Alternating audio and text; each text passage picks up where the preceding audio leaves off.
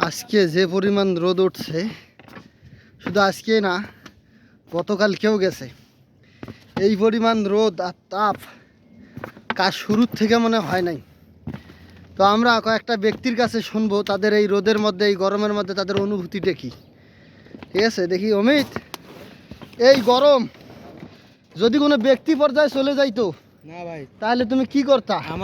আমার দালালে কইলে এসির মধ্যে কাম, কিন্তু এটা তো এসি, এটা প্রকৃতির এসি ভাই। প্রকৃতির গরম এসি।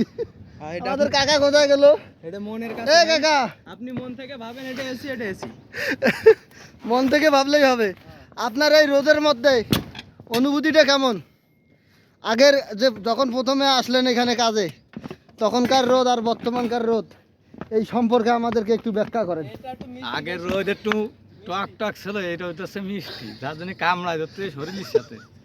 আচ্ছা, এইটা যদি কোনো ব্যক্তি পর্যায়ে চলে যেত, আপনি কি করতেন সেই ব্যক্তিটাকে পাইলে? ব্যক্তি পর্যায়ে গেলে তো ব্যক্তিটা তো কি কথাম তা তো ভাষায় প্রকাশ করা যাচ্ছে না, বুঝছো? মানে মানে আর ধৈর্য মানে একদম মাঝখানে বাইরে ফেলাইতো, এমন একটা অবস্থা যদি ব্যক্তি পর্যায়ে রোদটা চলে যাইতো। আমাদের আর এক বড় ভাই আছে, এত সুন্দর একটা ডিসপ্লে নিয়ে আসছে, মানে এখানে আসার আগে আগে এসির মধ্যে কাজ করি, আর এখন ডিসপ্লে পুরাইছেন। বড় ভাই, আপনার এই রোদ সম্পর্কে একটু বলেন। আমি কিছু বলতে চাচ্ছি না ভাই। একটু আগেই এই বড় ভাই মাথা ঘুরিয়া ঘুরিয়া মানে পড়ার অবস্থা, এতটাই তাপ।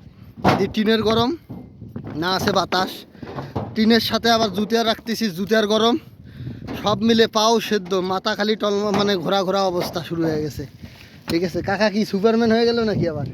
আমাদের কাকার অবস্থাটা দেখেন, পিঠের মধ্যে কি সুপারম্যান লাগাইছে, হিট প্রুফ পেপার লাগায়া এখন সে কাজ করবে। এটা লাগালে একটু রোদ দূর জায়গা একটু কম কম অনুভব মনে আছে, এই জন্য আপনি না বললেন যে মিষ্টি লাগতেছে, ওই তো একটু এই মিষ্টি জিনিস একটু বেশি বেশি লাগলেই তো ভালো। এইটা লাগালে একটু মিষ্টি মিষ্টি বেশি লাগতেছে। তো বর্তমানে কি রোদ চলতেছে 33 ডিগ্রি সেলসিয়াস বর্তমান রানিং। ঠিক আছে, তারপরে এই টিনের হিট, রোদের হিট, সব মিলে আমরা মাঝখানে সেদ্ধ। ঠিক আছে।